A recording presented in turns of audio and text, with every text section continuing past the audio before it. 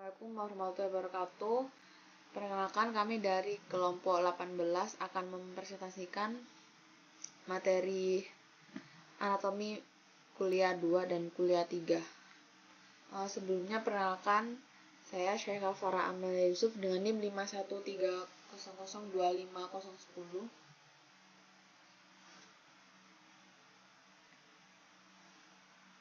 Saya Jadri Saharis dengan NIM 513002511. Saya Nur Aini dengan NIM 51300250043.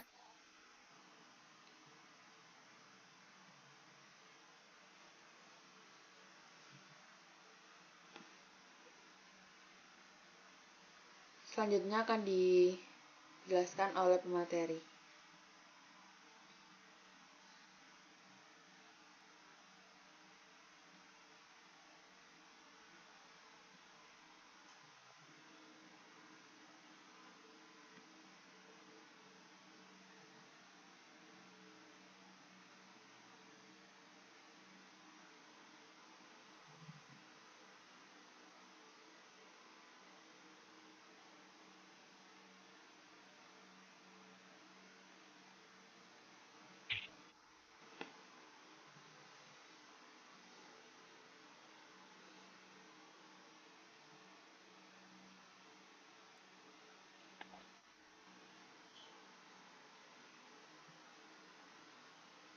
Ini saya akan menjelaskan tentang regio femoralis, regio glutea, dan regio genu.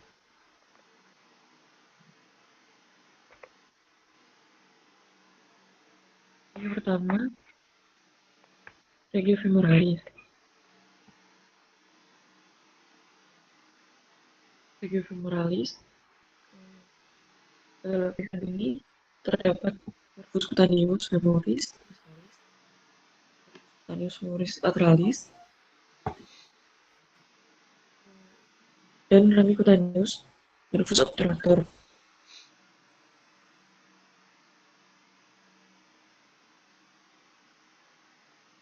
Regio femoralis posterior terutama berisi otot hamstring yang berperan dalam gerakan paha dan lutut.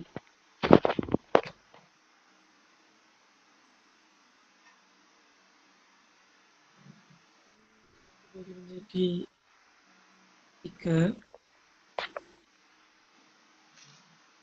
yaitu musculus biceps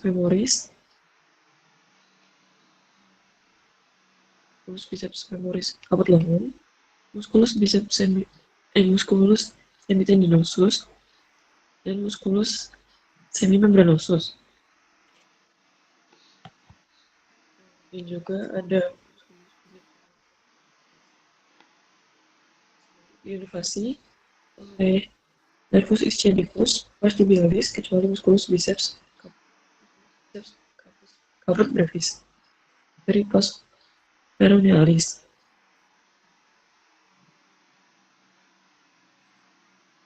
Ciri khas otot hamstring atau ciri-ciri otot hamstring yaitu yang pertama origonya di tubuh ischiadicum.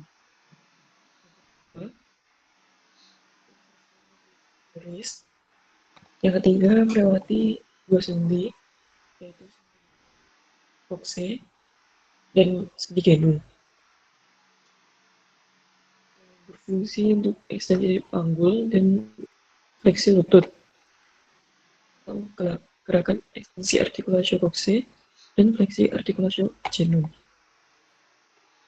Lalu diinervasi oleh nervus ischiadicus vestibulosus.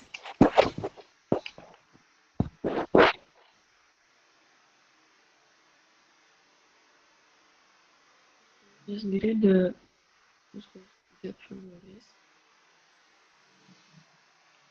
yang berikut di lengan bagian inferomedialis daerah atas tubuh ischiadicus.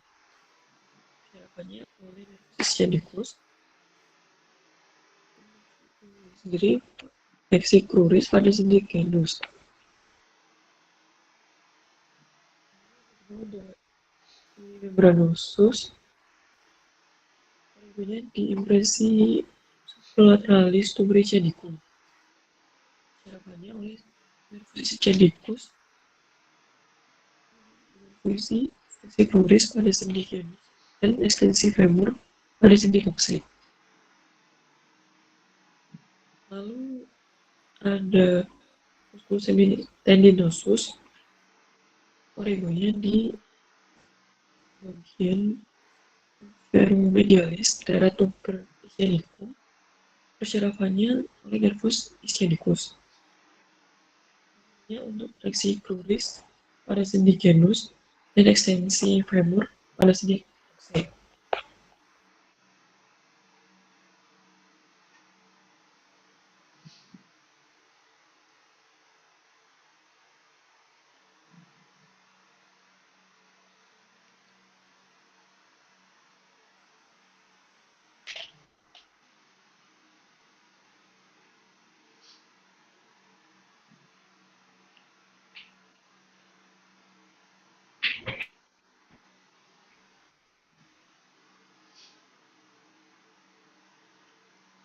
Lalu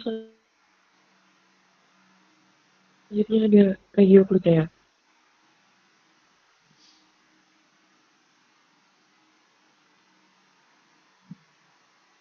Regioglutea merupakan area bokong yang berperan penting dalam stabilitas panggul dan pergerakan sendi panggul artikulasi koksid.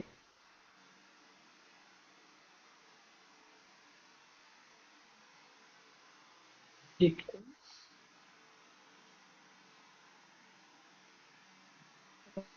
Panter mayor dan intergluteal coil.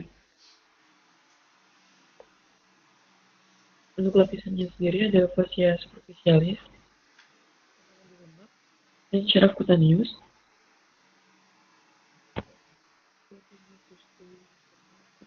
medius, dan inferior. Ada lapisan fascia profunda atau fascia glutea. Otot glutea berlanjut menjadi corpus lumbalis. Otot utamanya ini gluteus maximus dan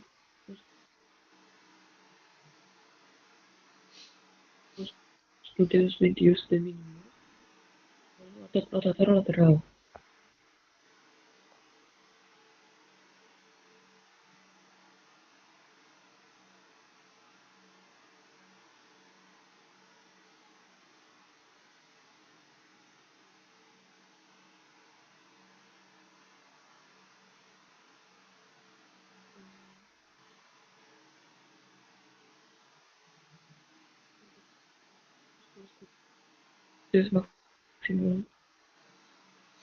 Gluteus maximus sendiri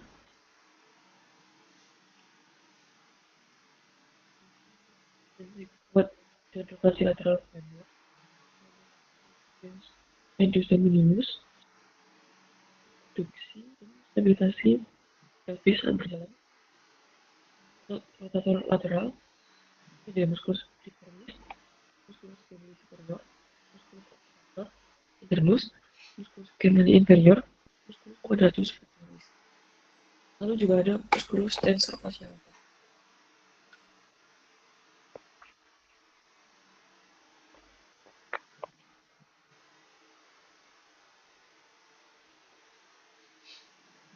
Lalu untuk persyarafannya, nervus gluteus superior, nervus ischiadicus atau sciaticus, obturatorius internus, nervus musculus quadrati femoris, nervus cutaneus, nervus cutaneus, dan nervus gluteus inferior. Lalu ada foramen ischiadical mayor yang dibentuk oleh incisura ischiadical mayor, ligamentum sacrotuberosum et sacrotuberosum dibagi dua oleh piriformis. foramen suprapiriformis, dan foramen infrapiriformis. Gambarannya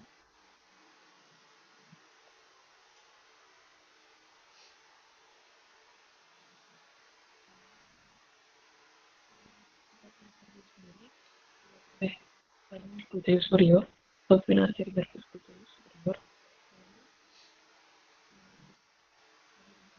infrapiriformis dilatih oleh gluteus inferior, nervus ischiadicus dari L4 sampai S3.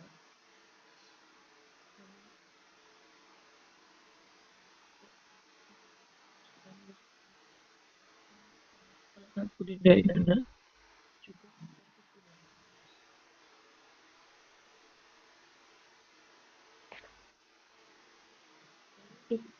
ischiadica minor dibentuk dari ligamen sacrospinosus,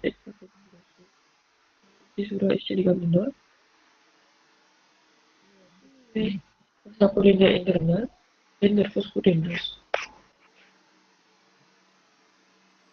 Ini aplikasi klinis berfungsi untuk menentukan lokasi untuk injeksi intramuskular atau IM pada regio glutea untuk menghindari nervus ischiadicus. Yang paling aman untuk melakukan injeksi adalah pada kuadran superolateral pada setiap sisi regio glutea.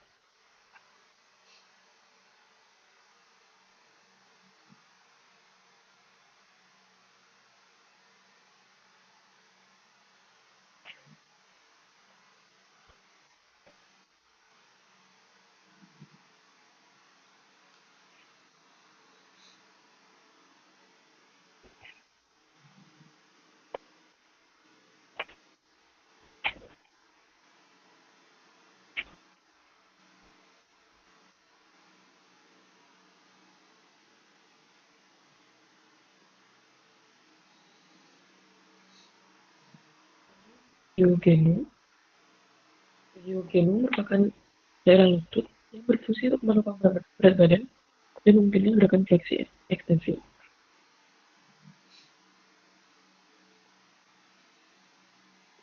Dan femur yang menopang berat tubuh bisa disebut tibial. Lalu ada persediaan di antara patella dan femur. Ini femur patellar. Lalu ada fascies articularis atau permukaan sendi. Permukaan utama yang terlibat meliputi kedua condylus femoris dan permukaan yang berhadapan dengan superior kedua condylus tibiae.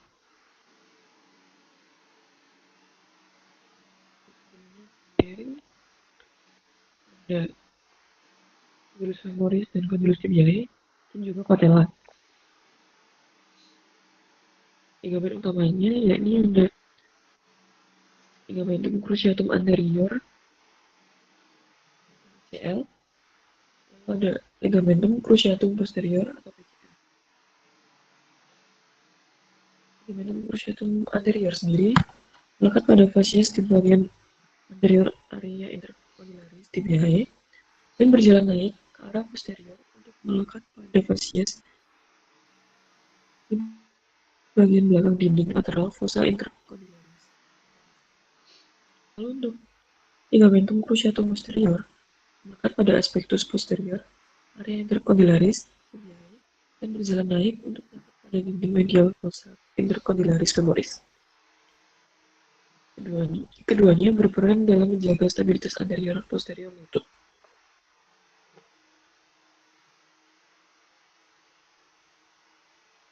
Ada aplikasi klinisnya. Ini arthroskopi. Arthroskopi merupakan sebuah kamera kecil yang ditempatkan ke dalam sendi venus melalui aspektus anterolaterales atau anteromedial. Sendi diisi dengan larutan garam dan kamera manipulasi mengalami genus untuk menilai ligamentum kegiatan genus dan temukan adanya untuk mendeteksi adanya kerusakan yang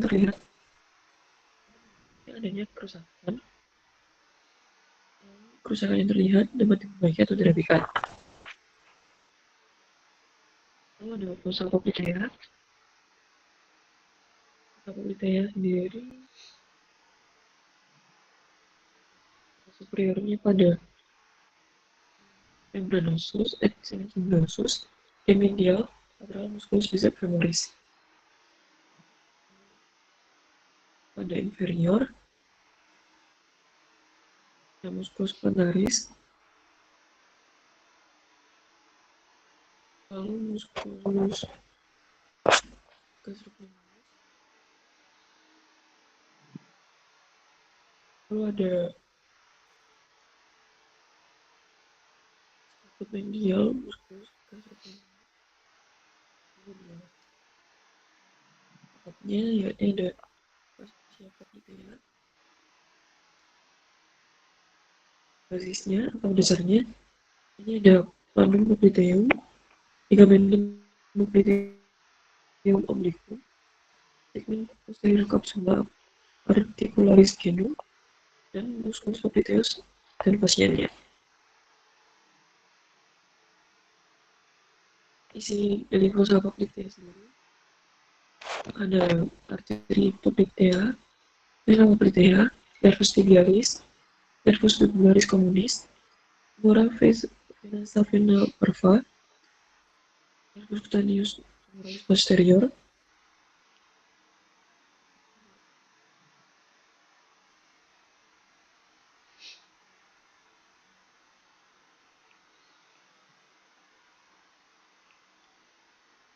dan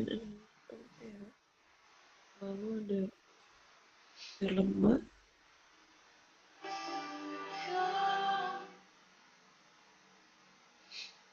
articularis obturatorius.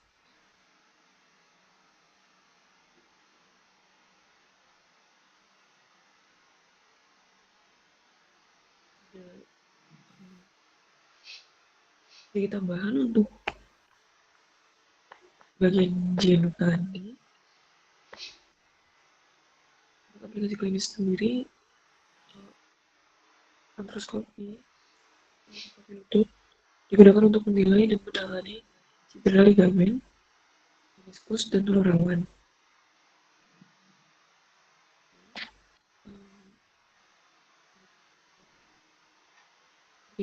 Regioglutella, pusat kekuatan dan stabilitas panggul.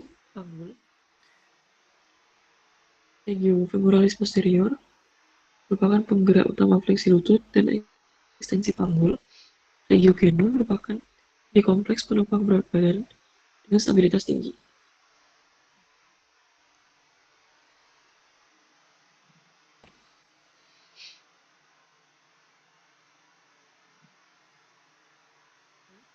Apakah ada yang ingin ditanyakan?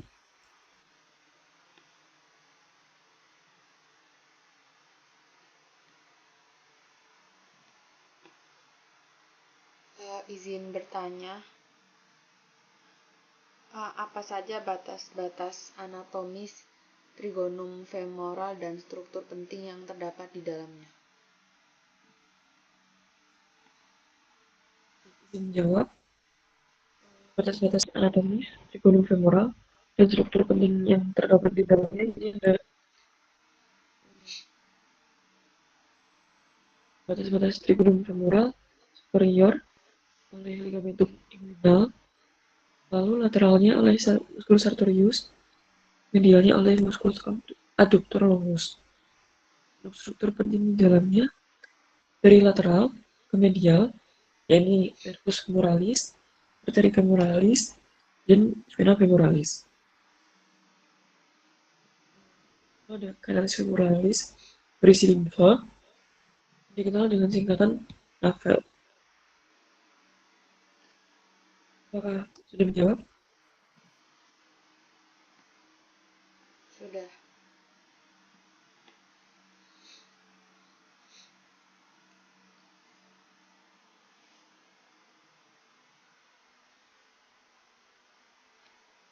Izin bertanya, apa fungsi utama ligamentum patella dan hubungannya dengan regio femoralis dan genum?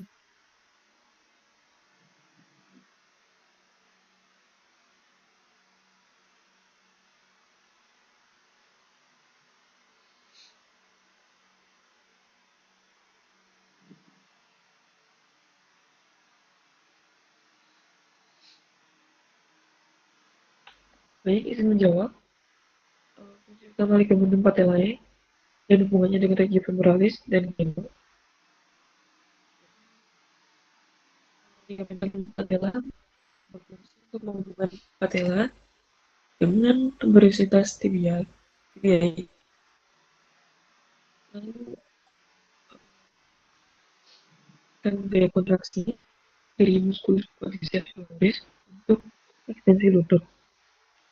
Ligamen ini merupakan lanjutan dari tendon quadriceps femoris yang berasal dari tendon quadriceps femoris yang berasal dari regio femoralis dan berperan penting dalam mekanisme gerak regio genum. Apakah sudah menjawab? Ya, sudah.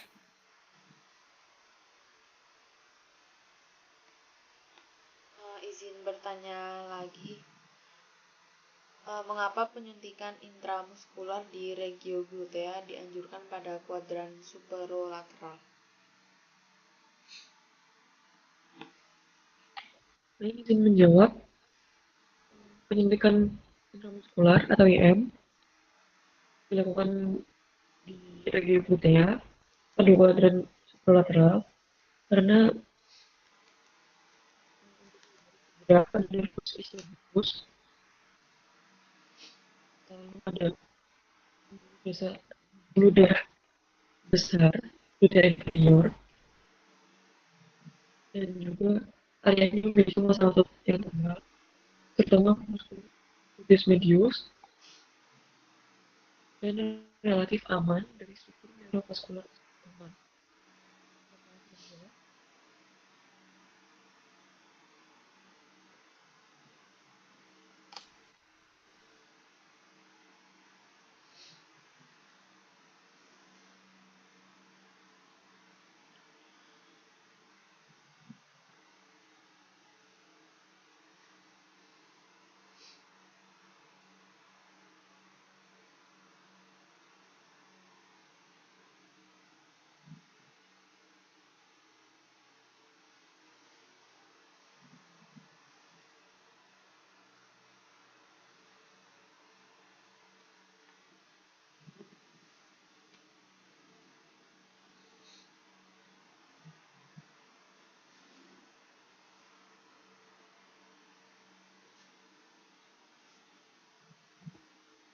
Izin bertanya,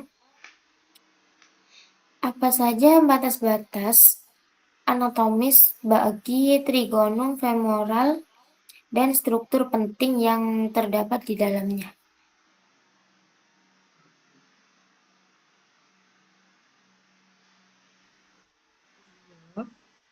Batas-batas anatomis trigonum femoral dan struktur penting di dalamnya, jadi ada trigonum femoral dibatasi oleh pada superior, ada ligamentum inguinal pada sisi lateral, jadi dibatasi oleh musculus sarcoidomus, pada sisi medial dibatasi oleh musculus adductor longus. Struktur penting dalamnya ada nervus femoralis, artery femoralis, dan vena femoralis. Juga ada canalis femoralis yang berisi limfa, dikenal dengan singkatan NAFEL. Apakah sudah menjawab? Sudah.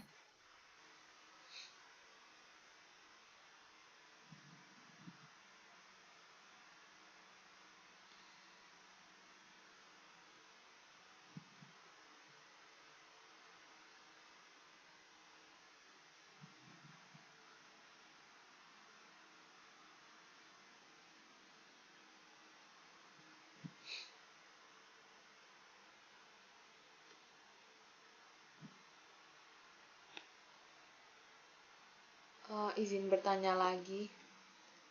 Sebutkan struktur yang membentuk sendi lutut atau artikulatio genu.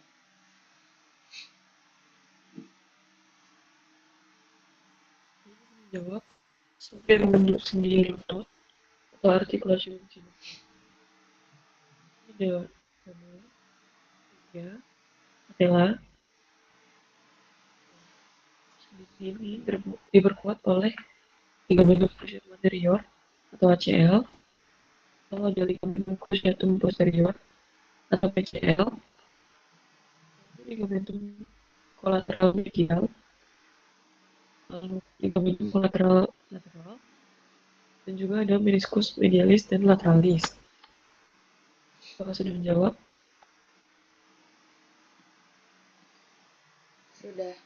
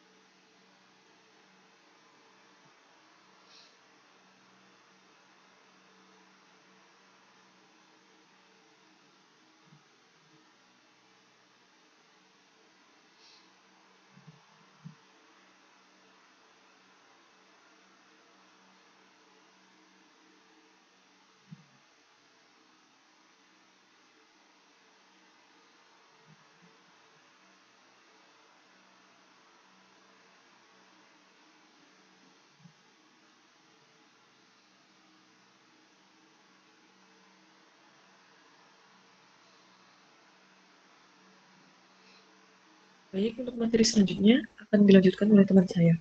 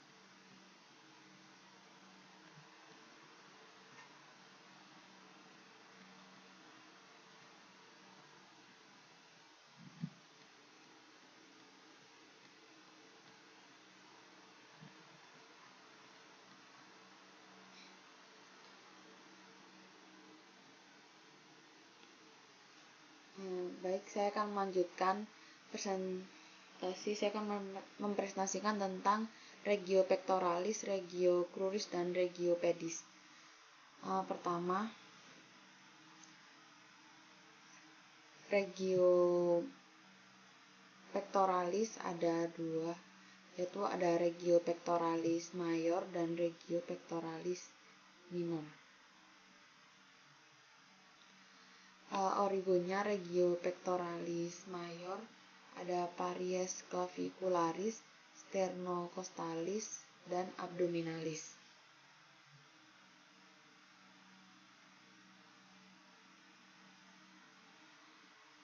Insersionya ada crista tuberculi majoris humeri dan inervasinya renervi pectoralis lateral et medial. Fungsinya untuk fleksi, abduksio, dan rotasi medial.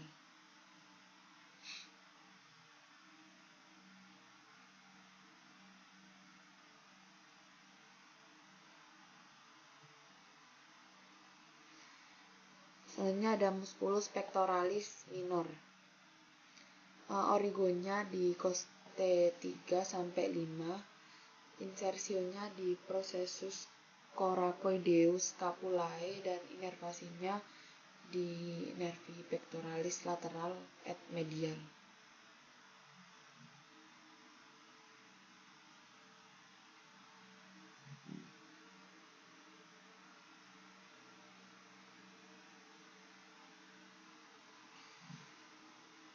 Fungsinya untuk abduksi dan rotasi inferior scapula.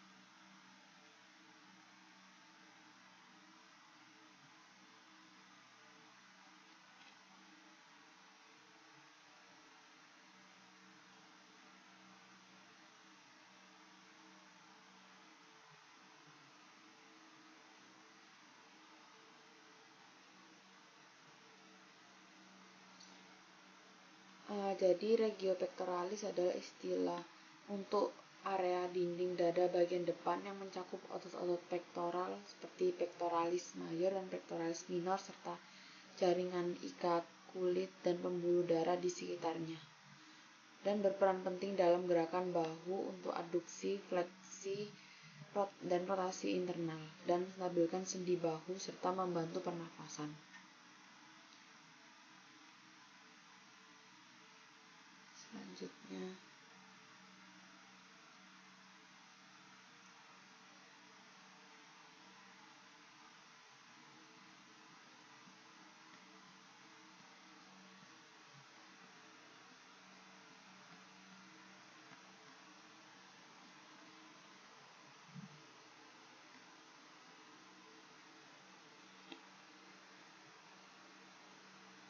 Selanjutnya, regio cruris.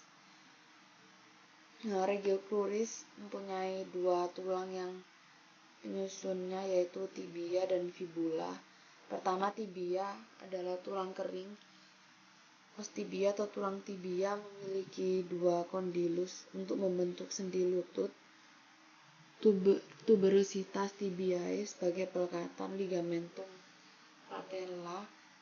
3 marga berupa fascies malleolus.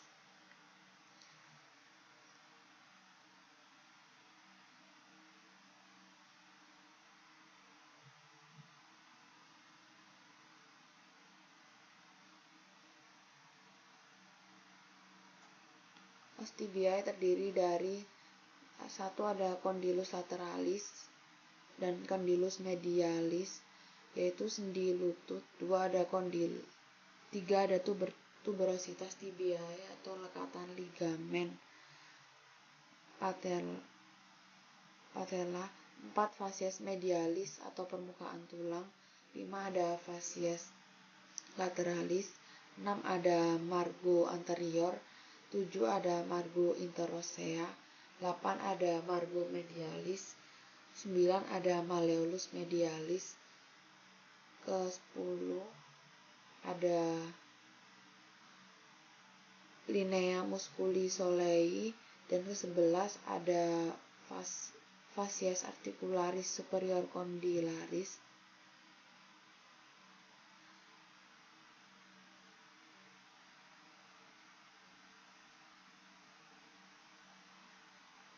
Yang 14 ada fascies articularis superior condylaris medialis. Yang ke-15 ada foramen lutricum.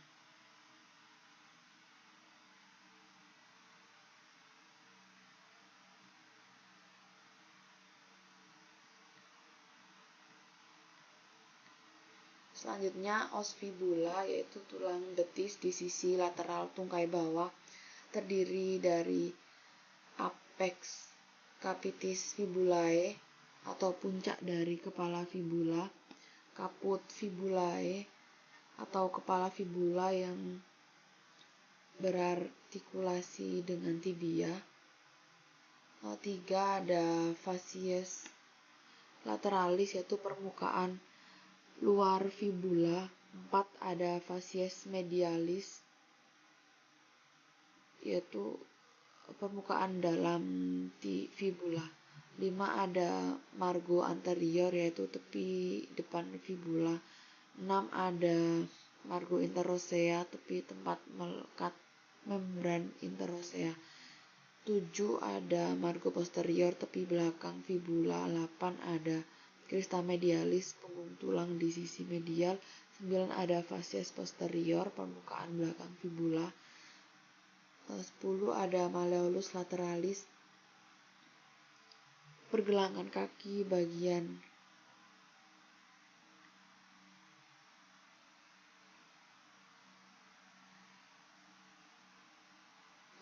luar. 12 ada fascies articularis malleolus, pergelangan kaki sendi fibula. Selanjutnya hubungan antara tibia dan fibula, yaitu diartrosis tibiofibularis, diperkuat oleh ligamen capituli fibulae anterior dan posterior, yaitu serabut dan medial atas lateral sampai lateral bawah. 2 ada sinatrosis 2A atau syndesmosis tibiofibularis dan membrana interosea cruris. Yang 2A ini sendi di sebelah distal diperkuat ligamen tibiofibular anterior dan posterior.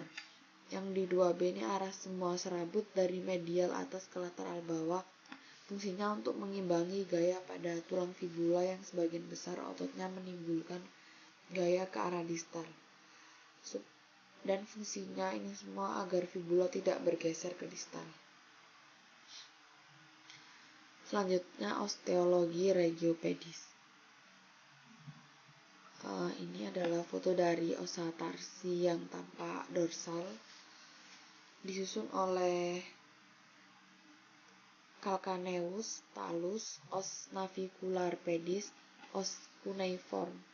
Ada os cuneiform medial, intermedium, dan lateral. Dan yang terakhir ada os cuboideum. Selanjutnya ini ada osa tarsi tampak pelantar. Ini ada tuberositas phalanges distal, ada basis kaput. Selanjutnya ini ada calcaneus. Ini tampak superior. Calcaneus ada tulang besar penyusun osa tarsi dan berartikulasi dengan talus di 3 permukaan artikulasi, yaitu fascies articulari talaris anterior, fascies articularis talaris media, dan fascies articularis talaris posterior. Untuk fascia superficialis, ini adalah gambar untuk fascia superficialis. Arteri meningia media. Selanjutnya batas os tibia dan fibula. Pertama fascia cruris ini, terus ini di dalam fascia dalam tungkai bawah, di dalam fascia cruris ini ada musculus tibialis anterior, ada musculus extensor digitorum longus, ada musculus extensor hallucis longus, ada musculus peroneus tertius, ada arteri tibialis anterior, dan ada vena tibialis anterior dan nervus peroneus profundus. Terus ini ada septum intermuskular cruris anterior pembatas. Ada ini kompartemen lateral. Isinya ada musculus peroneus fibularis longus, musculus peroneus brevis, dan nervus peroneus superficialis. Ini ada septum intermuskular cruris posterior. Soalnya ini ada fibula. Os fibula dibatasi oleh regio cruris lateral, regio cruris anterior, dan posterior profundus. Soalnya ini ada membran interosea, ada tibia. Os tibia dibatasi oleh regio cruris anterior, regio cruris posterior. Selanjutnya ada kompartemen posterior dalam. Ini ada musculus flexor digitorum longus, ada musculus tibialis posterior, ada musculus flexor hallucis longus, ada musculus popliteus, ada vena tibialis posterior, ada nervus tibialis, ada arteri peronea fibularis, dan ada peronae. Di sini ada fascia cruris. Selanjutnya ada kompartemen posterior superficialis, isinya ada musculus soleus, musculus gastrocnemius, dan musculus plantaris tendo. Selanjutnya regio cruris. Regio cruris dibagi dua, yaitu regio cruris anterior, regio cruris lateral, dan regio cruris posterior. Regio cruris anterior, muskulusnya terdapat musculus tibialis anterior, yaitu untuk mengangkat punggung kaki dan inversi, musculus extensor hallucis longus untuk ekstensi ibu jari kaki, ada musculus extensor digitorum longus untuk ekstensi jari kaki, ada terakhir musculus peroneus tertius. Tidak semua orang punya atau bisa disebut musculus exoris. Kompartemen anterior cruris terdiri dari musculus. Berikut adalah gambar dari regio cruris anterior. Selanjutnya ada di regio cruris anterior diinervasi oleh nervus fibularis profundus, berfungsi untuk pelantar ekstensi atau dorsifleksi, interview untuk tibialis anterior. Fasanya di regio cruris anterior ada arteri tibialis anterior, ada vena tibialis anterior yang ikut membentuk vena poplitea. Selanjutnya regio cruris lateral. Muskulusnya ada musculus fibularis longus, ada musculus fibularis brevis.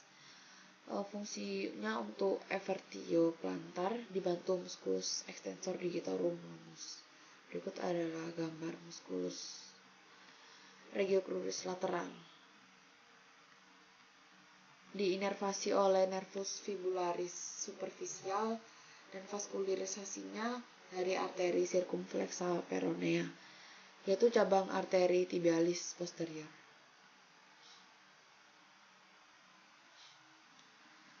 Selanjutnya ada regio cruris posterior, ada dua, yaitu superficial dan profundus. Regio cruris posterior yang superficial ada musculus gastrocnemius, ada musculus soleus, dan ada musculus plantaris. Yang profundus adalah ada musculus flexor hallucis longus, ada musculus flexor digitorum longus, ada musculus tibialis posterior, dan ada musculus popliteus.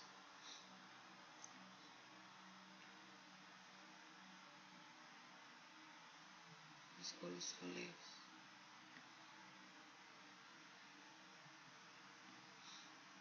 Berikut gambar dari musculus regio cruris posterior.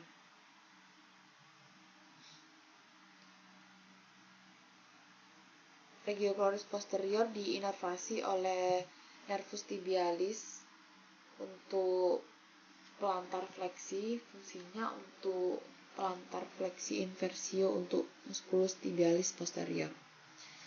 Vaskularisasi regio cruris posterior, ada arteri tibialis posterior, cabang dari terminal arteri poplitea, cabangnya arteri circumflexa peronea, dan arteri peronea fibularis.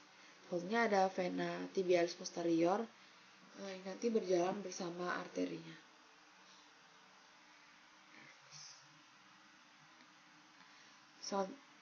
Arteri femoralis setelah lewat adduktor berubah nama menjadi arteri poplitea, dan arteri poplitea bercabang terminal jadi arteri tibialis anterior dan posterior di tepi caudal musculus popliteus.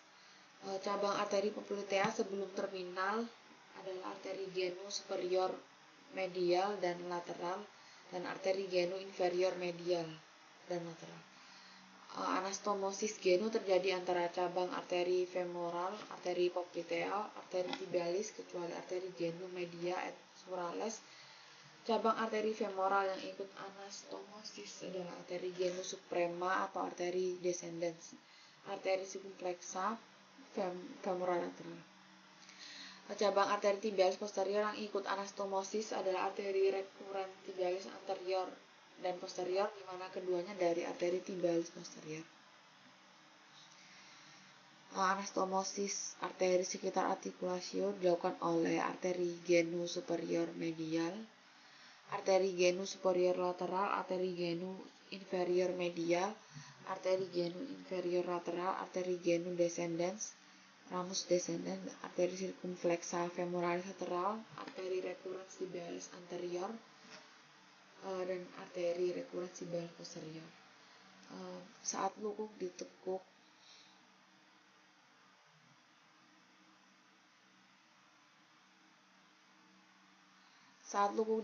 maka arteri genu descendens dan R descendens, arteri circumflexa femoris lateralis masih dapat mengalirkan darahnya. Peroneus communista berakhir nervus sciaticus di lateralis. Medialnya ada TM biceps femoris, superficialis di caput lateral, musculus gastrocnemius, dan capitulum fibularis, kemudian mengitari permukaan lateral column fibula. Paling superficial ini mudah cedera biasanya. Cabang-cabangnya ada nervi peroneus superficial et profundus, ramus articularis untuk genu dan tibiofibularis, nervus cutaneus murai lateralis, dan ramus communicans peroneus. Terus nervus tibialis, cabang akhirnya ada nervus sciaticus di medial profundus. Profundus ada musculus semimembranosus. Kemudian berjalan seorang superficial dan medial fossa poplitea. Cabang-cabangnya ada ramus musculus untuk musculus gastrocnemius plantaris popliteus est soleus dan nervus suralis medial yang bersama R communicans peroneus, nervus peroneus communis bentuk nervus suralis. Yang terakhir ada regio pedis, yaitu dibagi menjadi dua, regio dorsalis pedis dan regio plantaris pedis. Bagian facial superficial regio dorsalis pedis, gambarnya ada seperti ini. Selanjutnya ada regio dorsalis pedis, muskulusnya ada musculus extensor digitorum brevis dan musculus extensor hallucis brevis. Selanjutnya ada di regio dorsalis pedis, vaskularisasinya ada arteri dorsalis pedis bercabang dengan arteri tersalis medial dan lateral, arteri arcuata, arteri metatarsal dorsal, dan R plantaris profundus diinervasi oleh nervus peroneus fibularis profundus. Selanjutnya ada regio plantaris pedis. Regio plantaris pedis superficial, gambarnya sebagai berikut. Ada nervus plantaris lateralis, ramus R superficialis, ada aponeurosis plantaris. Selanjutnya regio plantaris pedis dibagi menjadi 4 lapisan. Lapisan 1 terdiri dari musculus abductor digiti minimi, musculus flexor digitorum brevis, dan musculus abductor hallucis. Selanjutnya regio plantaris pedis di lapisan 2 terdiri atas musculus quadratus plantae, musculus lumbricalis 1-4, TM flexor hallucis longus, dan TM flexor digitorum longus. Selanjutnya ada regio plantaris pedis lapisan 3, terdiri dari musculus flexor hallucis brevis, musculus flexor digiti minimi brevis, dan musculus adductor hallucis. Selanjutnya lapisan terakhir yaitu regio plantaris pedis, lapisan keempat, terdiri dari musculus interosseus. Ini tampak dorsal dan ini tampak plantar.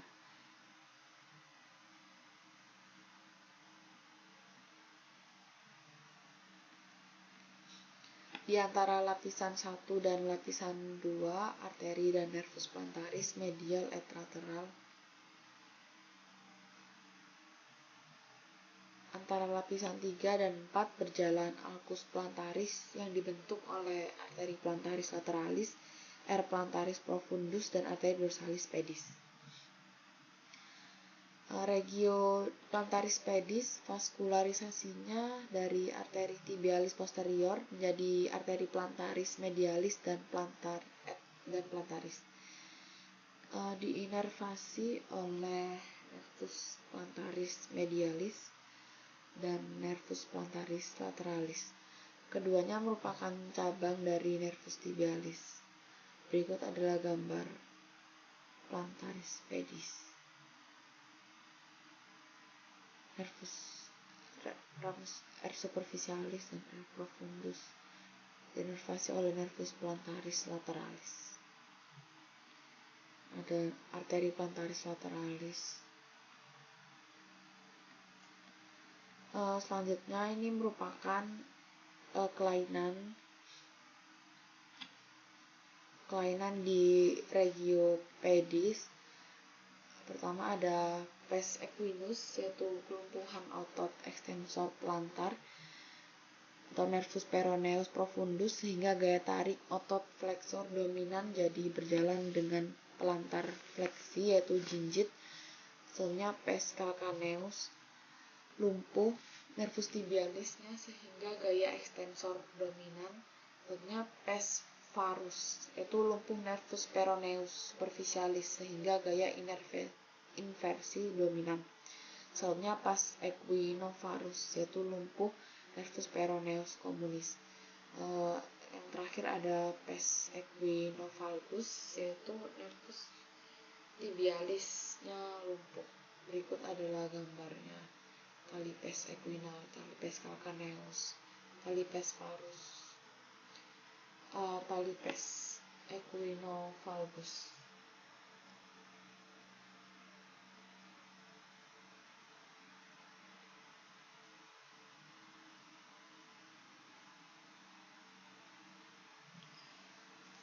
Jadi kesimpulannya, musculus pectoralis merupakan kelompok otot yang terletak di bagian anterior dada yang berperan atas pergerakan ekstremitas atas. Otot ini, terutama musculus pectoralis major, fungsinya untuk gerakan adduksi, fleksi, dan rotasi medial lengan pada sendi bahu.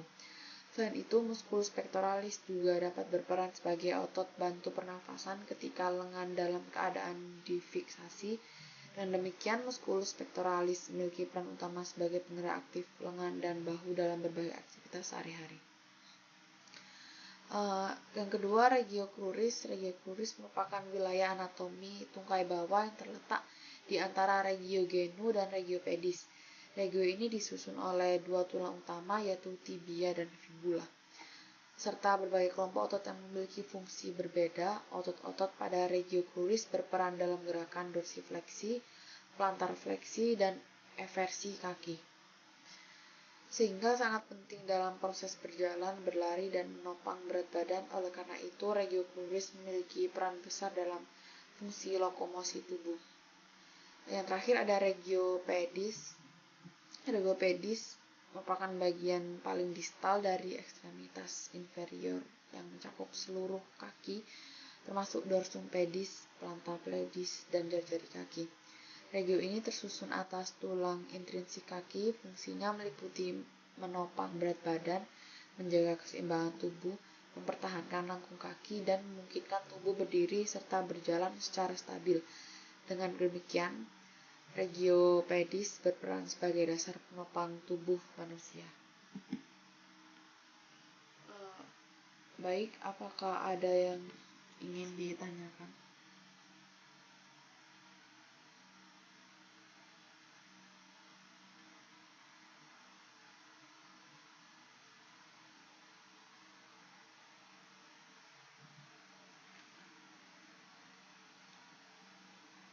Izin bertanya.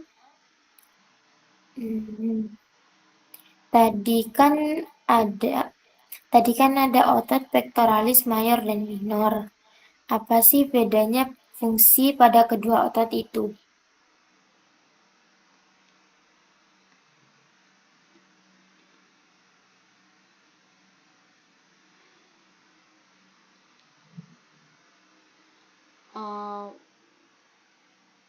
Bedanya, pectoralis mayor itu otot yang besar, lebar, dan fungsinya untuk pergerakan lengan.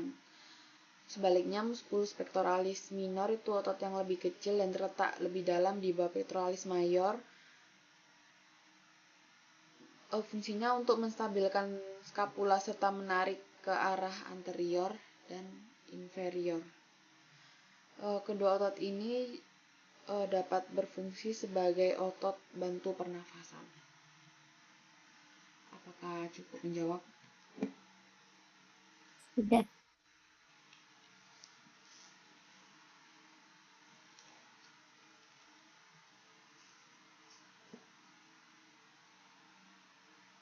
Saya izin bertanya, apa saja bagian susunan dan fungsi regio pedis?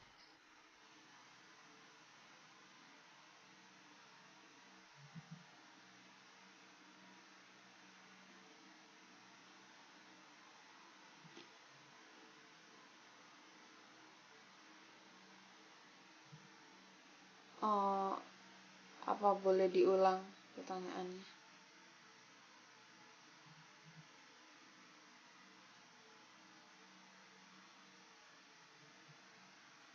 Bagian susunan dan fungsi dari regio pedis. Apa boleh dijelaskan? Baik. Regio pedis merupakan bagian paling distal dari ekstremitas inferior yang meliputi dorsum pedis, planta pedis, dan jari-jari kaki atau digiti pedis. Regio ini tersusun atas tulang tarsal, metatarsal, dan falang, serta otot-otot intrinsik kaki. Secara fungsional, regio pedis berperan dalam menopang berat badan, menjaga keseimbangan tubuh, mempertahankan lengkung kaki, dan membantu proses berjalan serta berdiri.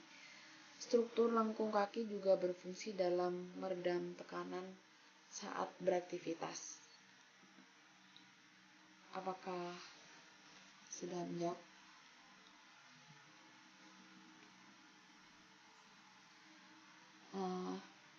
Baik. Selanjutnya akan dilanjutkan oleh teman saya.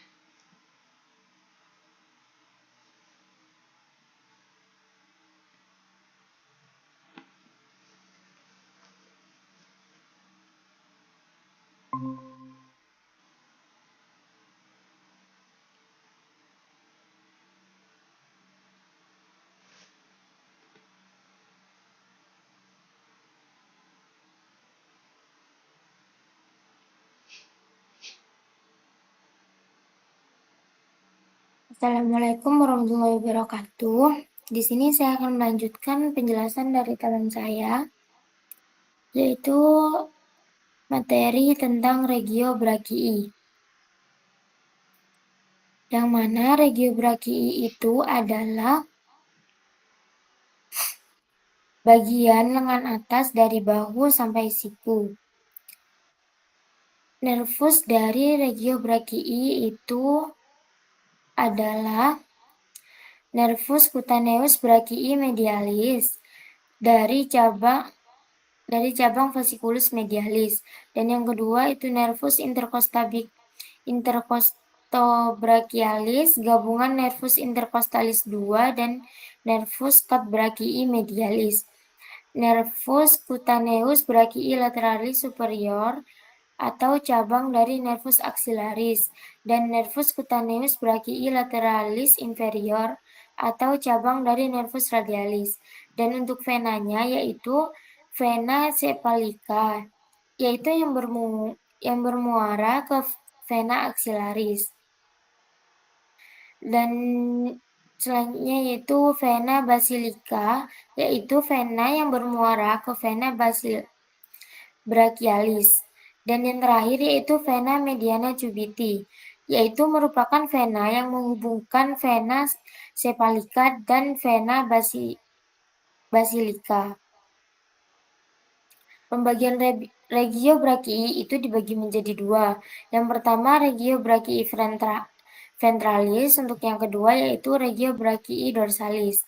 Untuk yang pertama yaitu regio brachii ventralis itu dibagi menjadi 3 muskulus. Untuk muskulus yang pertama itu ada 2 bagian. Untuk muskulus yang pertama yaitu muskulus biceps brachii, yaitu origo di scapula. Dan untuk pembagiannya yaitu yang pertama caput longum bagian sisi lateral yang berfungsi untuk fleksi articulationis humeri et cubiti.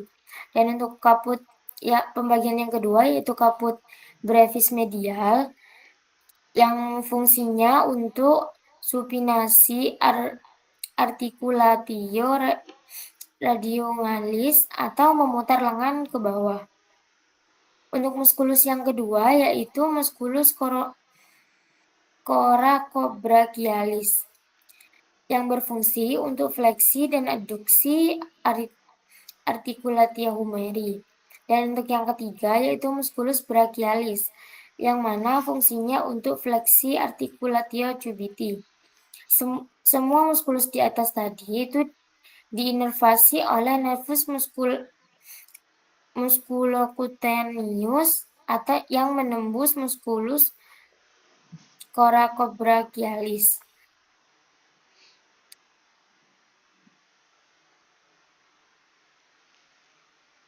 Dan untuk regio brachii yang kedua yaitu regio brachii dorsalis. Itu ada pada satu muskulus, yaitu muskulus triceps brachii yang dibagi jadi beberapa bagian. Yang pertama yaitu caput longum dari sisi medial, fungsinya untuk ekstensi dan adduksi articulatio humeri. Dan yang kedua yaitu caput lateral, fungsinya untuk ekstensi pada articulation cubiti. Yang ketiga yaitu caput medial. Caput medial berfungsi untuk ekstensi pada articulatio cubiti, yang mana yang caput medial ini fungsi utamanya adalah ekstensi. Semua yang telah disebutkan tadi itu diinervasi oleh nervus radialis antara caput lateral dengan medial. Secara fungsional karena caput longum melewati sela bahu.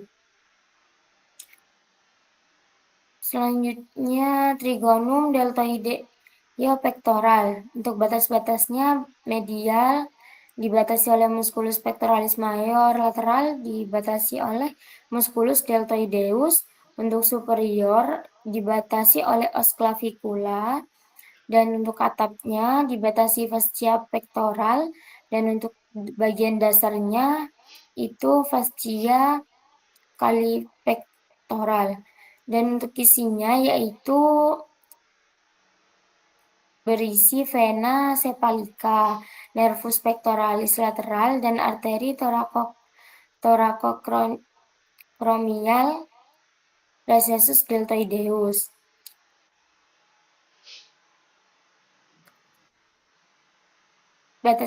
Dan untuk triangle of auscultation. Batas-batasnya yaitu yang bagian lateral, margomedial scapula untuk medial, tepi lateral musculus trapezeus, dan untuk inferior, tepi superior musculus latissimus dorsi. Dan untuk bagian dasarnya yaitu musculus rhomboideus major.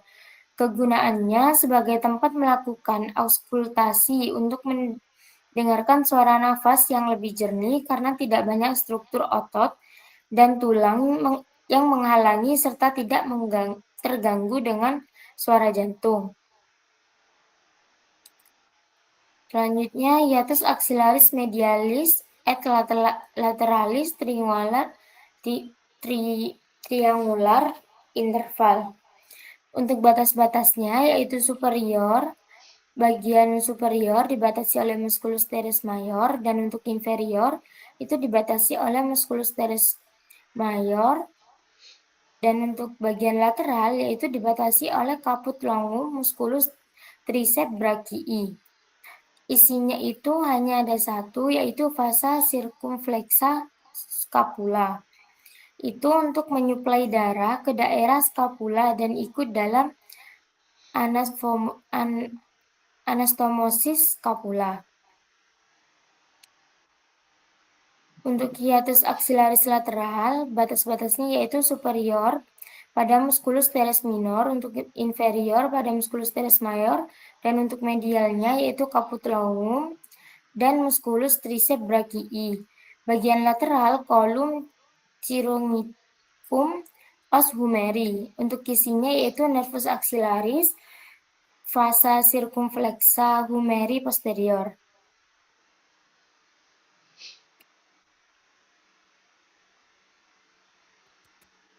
Untuk fossa axillaris, batas-batasnya yaitu bagian superior costa 1, clavicula, margo subscapula.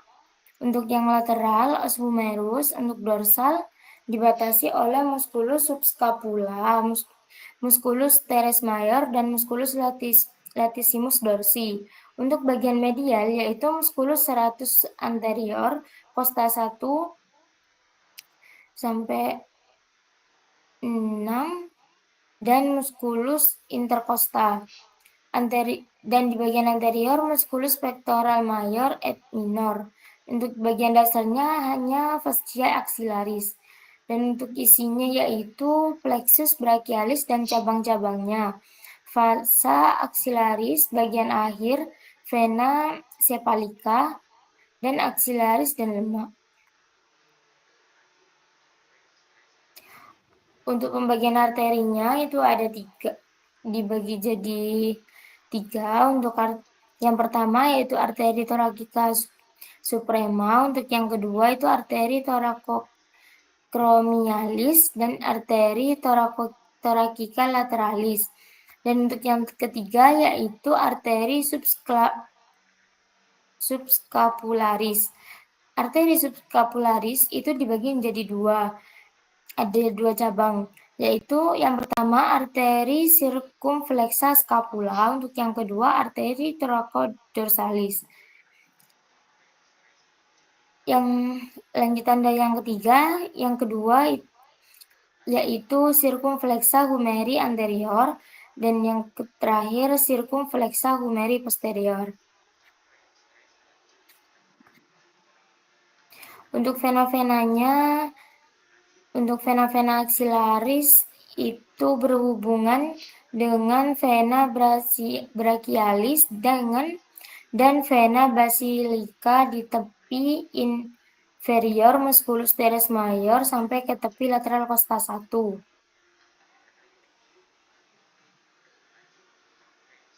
Terletak medial dari arteri axillaris dan menerima darah dari vena-vena yang berjalan sesuai percabangan arteri axillaris, tetapi variasinya lebih banyak.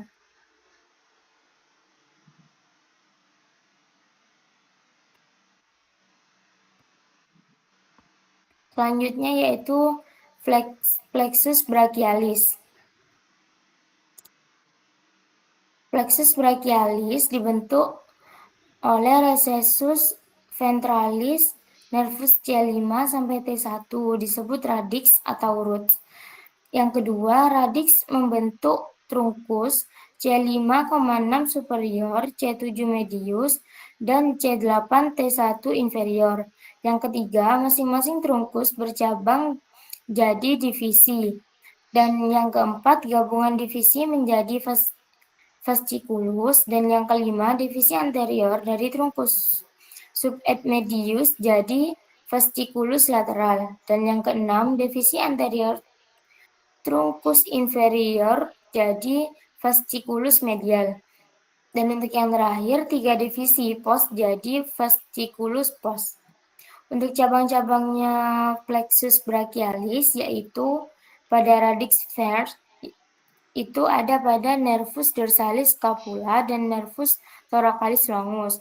Untuk trunkus sub yaitu nervus subclavius, nervus suprascapularis. Pada fasciculus lateralis itu yaitu nervus pectoralis lateralis, nervus musculocutaneus, radix nervus medianus. Dan untuk fasciculus posterior itu ada 4 nervus. Yang pertama nervus subscapularis subad inferior, yang kedua nervus thoracolodorsalis, yang ketiga nervus radialis, untuk yang keempat yaitu nervus axillaris. Dan untuk cabang plexus brachialis yang terakhir yaitu fasciculus medialis. Fasciculus medialis itu ada pada 4 nervus juga. Yang pertama nervus pectoralis medialis, yang kedua nervus cutanei brachii medialis, yang ketiga cutanei anterbrachii medialis, dan yang keempat ulnaris radix medialis nervus medianus. Struktur yang terdapat di regio brachii yaitu yang bagian fasa. Yang pertama ada 2. Yang pertama arteri brachialis yang bercabang, yang cabangnya ada 4. Yang pertama arteri profunda brachii, arteri, dan yang kedua arteri colateralis ulnaris proximal, dan yang ketiga arteri colateralis ulnaris distal. Dan untuk yang terakhir yaitu cabang terminal adalah arteri radialis dan arteri ulnaris. Yang kedua yaitu vena-vena brachialis berjalan mengikuti arterinya. Untuk bagian nervusnya itu ada 4. Yang pertama nervus musculocutaneus, yang kedua nervus medianus, dan yang ketiga itu nervus ulnaris, yang terakhir nervus radialis.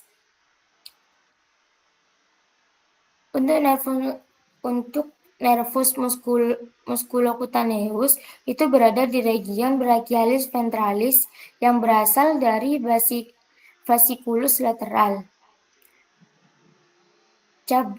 Yang juga merupakan cabang terminal dari nervus cutaneus anterbrachii lateralis. Untuk nervus medianus itu berada di regio brachialis ventralis, berjalan di lateral arteri brachialis mendekati fossa cubiti. Nervus medianus menyilang arteri brachialis dan berada di medialnya, tidak menginervasi regio brachii. Untuk nervus ulnaris yaitu berada di regio brachialis ventralis, berasal dari fasciculus medialis dan berjalan di medial arteri brachialis hingga mendekati fossa cubiti dan ulnaris menjadi ke arah medial sampai berada di sulcus nervus ulnaris os humori atau di posterior epicondylus medialis, untuk kemudian berada di dorsal musculus flexor carpi ulnaris. Dan nervus ulnaris itu tidak menginervasi regio brachii. Dan juga ada nervus radialis yang berada di regio brachialis dorsalis. Nervus radialis ini tidak menginervasi seluruh region brachialis dorsalis. Selanjutnya fossa cubiti. Fossa cubiti yaitu cekungan inferior regio cubiti mirip huruf V. Yang isinya itu musculus brachii, arteri brachialis atau arteri ulnaris et radialis, nervus medianus. Fossa cubiti itu dibentuk oleh pada bagian medial yaitu musculus pronator teres, dan untuk pada bagian lateral musculus brachioradialis, untuk bagian superior epicondylus humeri, dan di bagian dasarnya yaitu musculus brachialis et supinator. Untuk bagian atap yaitu lacertus fibrous et fossa cubiti. Dan ini untuk yang nomor 2. Yang nomor 2 ini adalah musculus bicep brachii, dan untuk yang nomor 6 ini adalah tendon musculi bicipitis brachii. Untuk yang nomor 7 bagian sini ini adalah musculus brachioradialis. Untuk yang bagian ke-8, untuk bagian 8 ini yaitu arteri radialis. Untuk bagian 9 di sebelah sini itu arteri ulnaris. Untuk yang bagian 17 ini epicondylus medialis humeri. Yang 18 ini nervus medianus. Untuk yang 19 yaitu musculus pronator teres.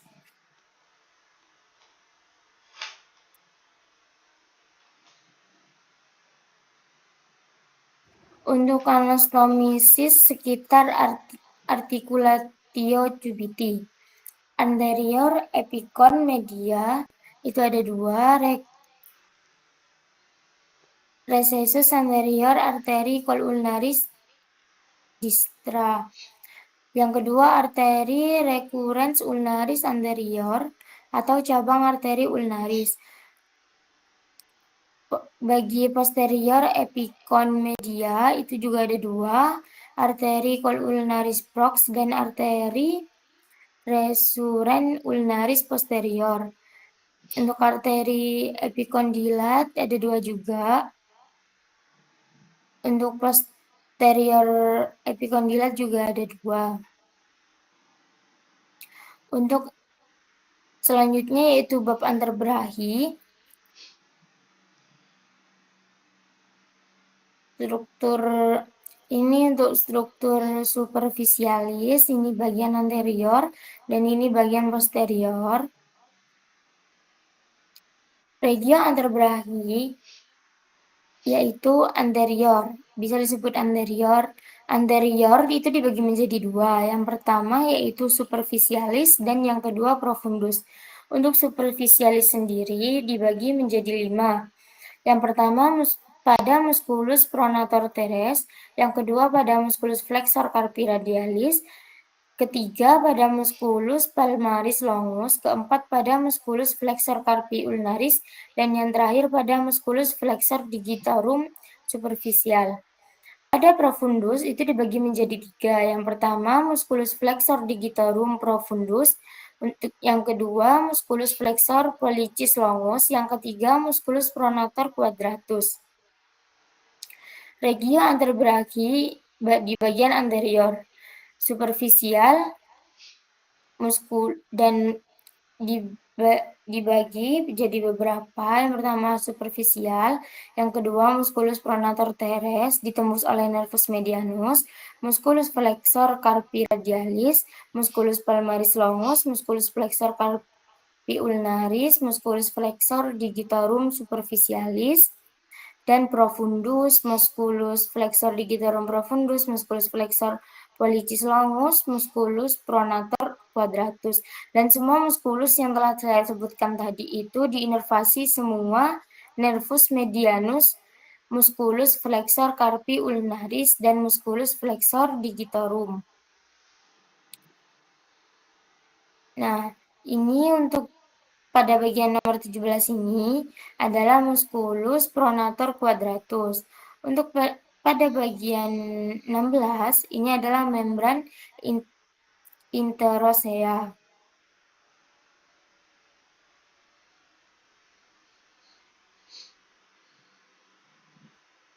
Untuk regio anterbrakii yang bagian posterior itu juga dibagi menjadi dua. Yang pertama superficial, yang kedua juga profundus.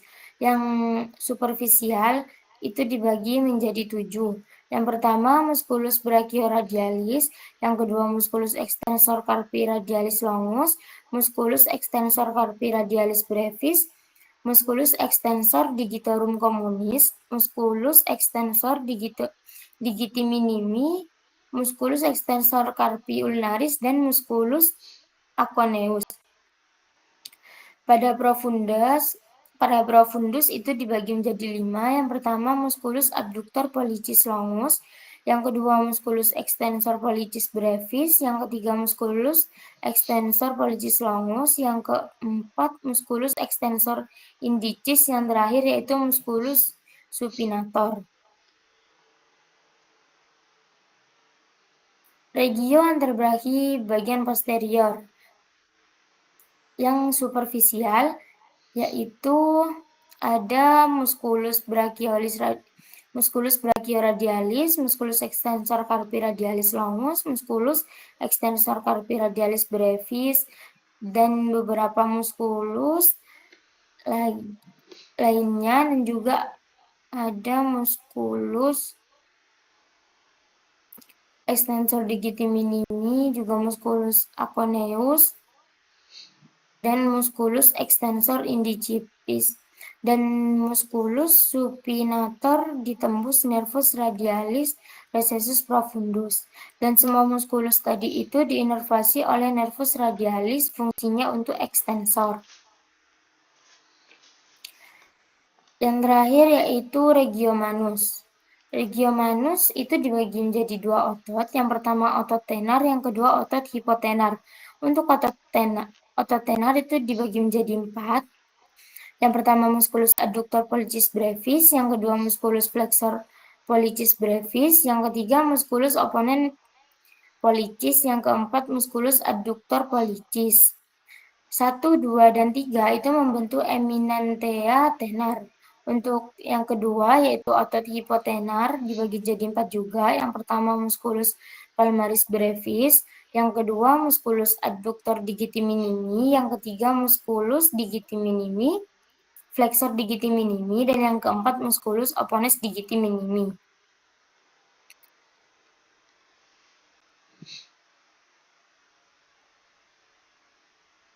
Dan untuk musculus lumbricalis manus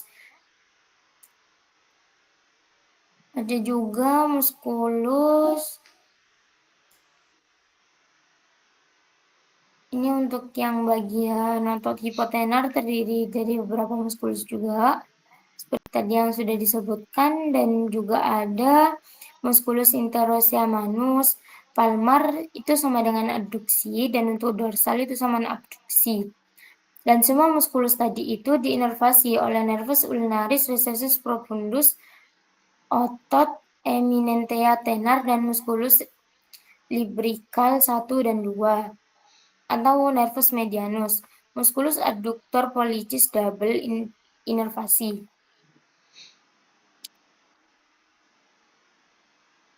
Di sini untuk yang nomor 16 dan 18 ini itu adalah longus atau vincula. Untuk brevisnya yang ada pada nomor 20. Di sini ini brevis.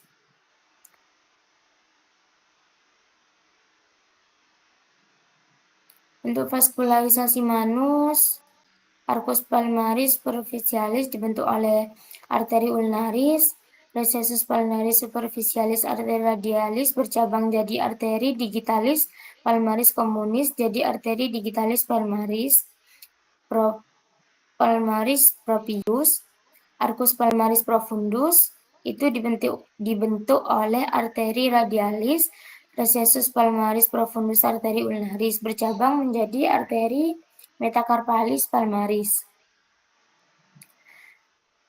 Red carpi palmaris itu juga ada dua. Yang pertama recessus carpi palmaris arteri ulnaris sama recessus carpi palmaris arteri radialis. Ini untuk gambar-gambarnya, dan ini untuk kanalis carpi dibentuk sulcus carpi seperti ini, dan ligamen carpi transversum, retinaculum, musculorum flexorum, dan superficialisnya ligamen carpi volar. Untuk isinya yaitu nervus medianus, dan itu juga superficialis berjalan, vena pada van ulnaris, palmaris longus, recessus palmaris, nervus medianus. Ini untuk tunnel carpal syndrome seperti ini.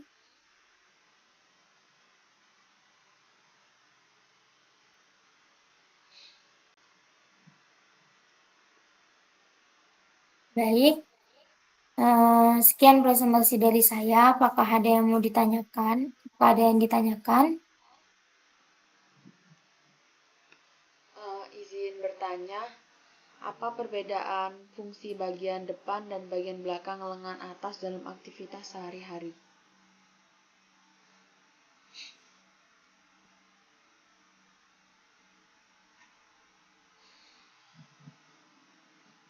Baik, izin menjawab. Untuk fungsinya, yaitu bagian depan lengan atas itu berfungsi untuk menekuk lengan. Misalnya saat mengangkat barang atau membawa barang. Sedangkan bagian belakang lengan atas itu berfungsi untuk meluruskan lengan, seperti saat mendorong pintu atau meluruskan tangan setelah menekuk. Apakah bisa diterima jawabannya? Bisa. Terima kasih.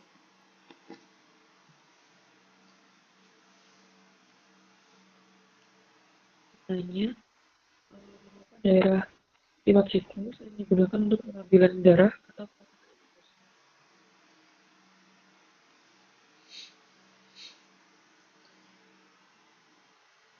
Mohon izin menjawab.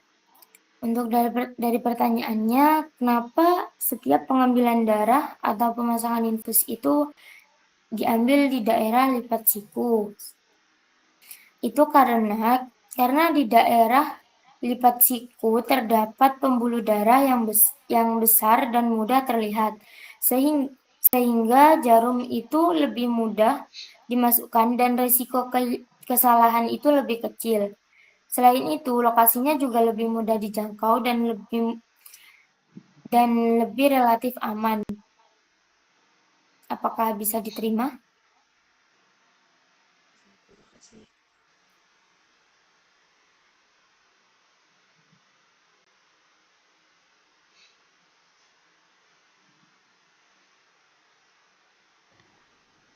Baik. Baik, sekian dari presentasi saya, akan ditutup oleh moderator. Baik, sekian presentasi dari kelompok kami. Jika ada kurangnya kami mohon maaf. Terima kasih. Jazakumullah khairan katsiran. Wassalamualaikum warahmatullahi wabarakatuh.